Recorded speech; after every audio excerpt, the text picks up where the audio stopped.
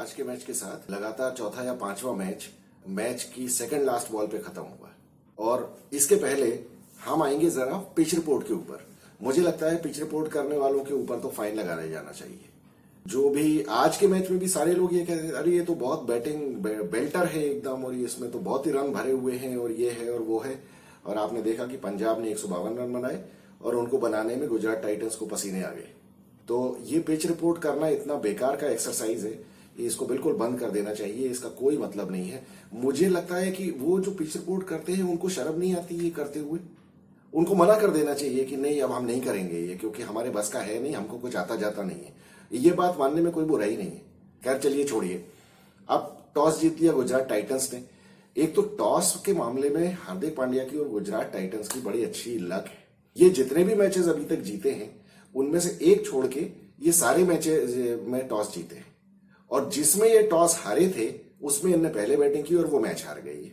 तो इससे पता चलता है, देखिए आईपीएल में टॉस का बहुत बड़ा इंपॉर्टेंस है, क्योंकि ये मैचेस देर रात में होते हैं। कुछ भी कहिए आप, बाद में विकेट बैटिंग करने के लिए आसान हो ही जाता है।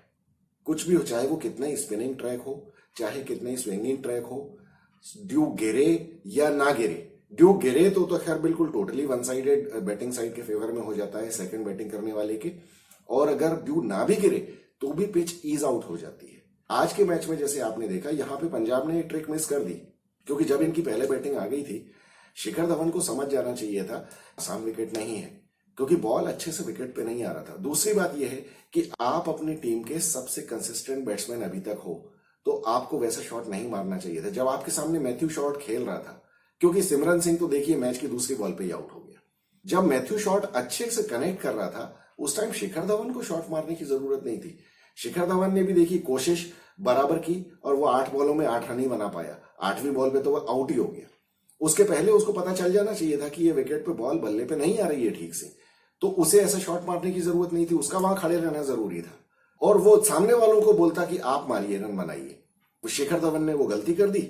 और उसके बाद देखिए गुजरात टाइटंस का जो बॉलिंग का कोच है आशीष नेहरा, उसकी समझ मुझे लगता है कि बॉलिंग के बारे में और विकेट के हिसाब से बॉलिंग करने के हिसाब से उसकी समझ सबसे ज्यादा अच्छी है। इंडिया में मैंने उससे ज्यादा अच्छी समझ किसी और की देखी नहीं है। आप ये देखिए, जैसे ही उसको भनक लगी कि ये विकेट उतना अच्छा नहीं है, उसने तुरंत अपने सारे बॉलर्स को बोला स्लो बॉल करने के लिए। गुजरात टाइटंस के जो बॉलर्स ने बॉलिंग की है उन्होंने बॉल की स्पीड कम कर दी। तो इस वजह से आप देखिए, जिन लोगों ने, अजहरी जोसेफ ने और मोहम्मद शामी ने, इन लोगों ने तेज बॉल की, इनकी पिटाई हो गई। लेकिन मोहित शर्मा ने देखिए, वो उसकी हमेशा से बैक ऑफ लेंथ जो वो बॉल करता है उस पर उसको सबसे ज्यादा सक्सेस मिली। और मुझे हालांकि बहुत खुशी है मोहित शर्मा के लिए। आप जब प्रेजेंटेशन सेरेमनी में उसको देखा होगा आपने, तो देखिए आप एक हार्ड फॉट क्रिकेटर जो होता है, हार्ड फॉट स्टेटमेंट स्पोर्ट्समैन जो होता है, उसके चेहरे पे वो नजर आ रहा था कि उसने कितनी मेहनत की है। और इसी के साथ वो मॉडेस्टी, जब हार्डवर्क करके आदमी को कुछ मिलता है या वो हार्डवर्क के पीरियड से निकल के आता है, उसके चेहरे पे वो मॉडेस्टी आती है, जो कि इजी सक्सेस मिलने के बाद आदमी को समझ में नहीं आता है। आज मुझे काफी खुशी हुई मोहित शर्मा के लिए कि उसकी इतनी अच्छी परफॉर्मेंस हुई, उसको मैन ऑफ द मैच मिला, उसको हार्डवर्क का काफी रिवॉर्ड मिला है और वो डिजर्व करता है इस बात के लिए। उसने बहुत अच्छी बॉलिंग की। और आप ये देखिए, सैम करन जब बिल्कुल ही मारने के मूड में था, क्योंकि उसका तो, उन लोगों के तो विकेट भी ज्यादा नहीं गिरे थे, लेकिन इन लोगों ने स्लोअर बाउंसर मारे, तो इन्होंने जानबूझ के बॉल की स्पीड कम कर दी थी कि अगर आपको मारना है तो हाथ से ताकत लगा के मारिए। और ग्राउंड में साइड बाउंड्रीज काफी बड़ी थी, तो स्लोअर बाउंसर के ऊपर ग्राउंड के बाहर मारना बहुत मुश्किल काम है। ये गलती पंजाब के बॉलर्स ने की और शिखर धवन ने ये ऑब्जर्व नहीं किया, जबकि वो खुद इस चीज को भुगत चुके थे बैटिंग करते हुए। ये तो शिखर धवन को ध्यान रखना चाहिए था। बाद में यही हुआ कि कगिसो रबाडा भी और अर्शदीप भी ये पूरी ताकत लगा के, जोर लगा के ये लोग बॉलिंग करते रहे, वो लोग मारते चले गए।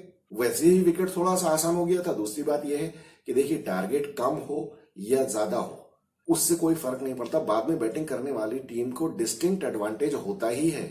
टारगेट आप 225 का रहने दीजिए या 152 का रहने दीजिए जैसा आज था, बैट्समैन अपनी इनिंग्स प्लान कर सकते हैं।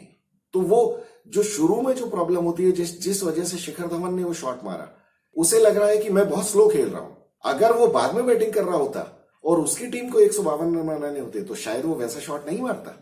तो ये टॉस का डिसएडवांटेज तो है।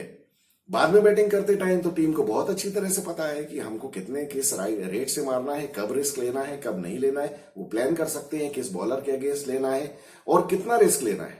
अगर आपको आखिरी ओवर में बाद में बैटिंग करते हुए अगर आपको 30 रन बनाने हैं तो रिंकू सिंह 5 छक्के ट्राई करेगा, लेकिन अगर वही पहले बैटिंग कर रहे होंगे तो वो शायद 5 छक्के ना लग पाए उससे, क्योंकि उसे लगे मैंने 3 भी मार लिए तो बहुत है। आखिरी ओवर में तो 20 रन भी बन गए, जबकि आपको हो सकता है 30 चाहिए हो। तो ऐसा हो जाता है, ये बाद में बैटिंग करने वालों को एडवांटेज है। लेकिन मुझे लगता है ये शुभमन गिल जो है, शुभमन गिल को तो आज अगर आप कोच हो तो उसको 1 घंटा मुर्गा बना के खड़ा रखिए अपने रूम में।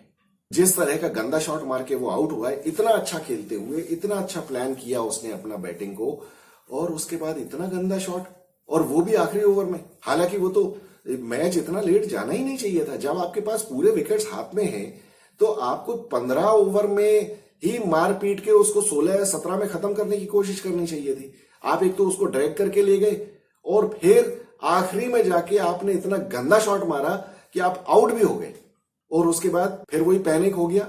अब वो तो रन इतने कम थे कि राहुल तेवतिया को अब हम आइसमैन कहें या कुछ भी कहें, वो तो कोई भी आदमी वो रन बना सकता था, उसमें कोई बड़ी बात नहीं है। अगर वही टारगेट अगर उसको 4 बॉल में 7 की जगह या 3 बॉल में 4 की जगह अगर उसको 12 रन बनाने होते तो फिर क्या करता हो।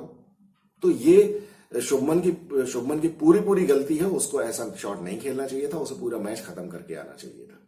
अभी तो मुझे ये देखना है कि अभी टॉस के मामले में गुजरात टाइटंस का लक चल रहा है। जब ये टॉस हारेंगे तब इनका क्या होगा। जैसा एक मैच में तो टॉस हार के ये मैच हार चुके हैं, और टॉस कभी भी आपके अगेंस्ट पड़ सकता है। जब ये पहले बैटिंग करेंगे तब ये कैसे डिफेंड करेंगे, ये देखने की बात है। जैसा कि पिछले आईपीएल के फाइनल में भी राजस्थान रॉयल्स ने गलती की थी, टॉस जीत के संजू सैमसन ने पहले बैटिंग कर ली थी, तो वो तो मनमांगी मुराद इनको मिल गई थी जीटी को। और जीटी ही क्या, किसी भी टीम के लिए बाद में बैटिंग करना आसान होता है कंपैरेटिवली। मतलब मैं तो यहां तक कहूंगा कि 70-30 का डिफरेंस होता है पहले बैटिंग करने में और बाद में बैटिंग करने में। तो देखते हैं आगे क्या होता है इनका। कल का मैच भी एक मजेदार होने वाला है, कोलकाता नाइट राइडर्स और सनराइजर्स का। मैं चाहता हूं कि सनराइजर्स ये मैच जीते, जिससे कि टेबल के लिए ये अच्छा होगा। अगर जैसे दिल्ली सारे ही मैच हार गई अपनी, अगर सनराइजर्स भी सारे मैच हारती जाएगी, हालांकि वो एक जीते पंजाब से, लेकिन एक जीतने से कुछ नहीं होता, वो आगे 2-3 मैच और हार जाएंगे तो फिर लीग से बाहर ही हो जाएंगे। इसी तरह से दिल्ली भी अगर अगला मैच हार गई तो फिर प्रैक्टिकली वो लीग के बाहर है। ये टूर्नामेंट के लिए अच्छा नहीं होता है। देखते हैं कल क्या होता है। मिलेंगे हम कल के मैच के बाद। Thank you so much.